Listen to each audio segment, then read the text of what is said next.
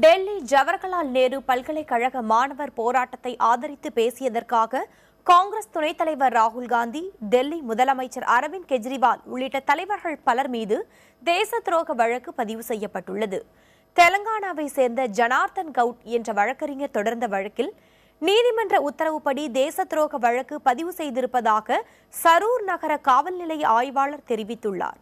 ஜவஹர்லால் நேரு பல்கலைக்கழக மாணவர்கள் போராட்ட விவகாரத்தில் ராகுல் காந்தி, கெஜ்ரிவால், காங்கிரஸ் மூத்த தலைவர்கள் ஆனந்த் சர்மா, அஜய் மக்கான், மார்க்சிஸ்ட் கம்யூனிஸ்ட் பொதுச் செயலர் சீதாராம் யெச்சூரி, இந்திய கம்யூனிஸ்ட் தேசிய செயலாளர் டி ராஜா ஆகியோர் மீது முதல் தகவல் அறிக்கை பதிவு செய்திருப்பதாக காவல்துறை ஆய்வாளர் லிங்கையா தெரிவித்துள்ளார்.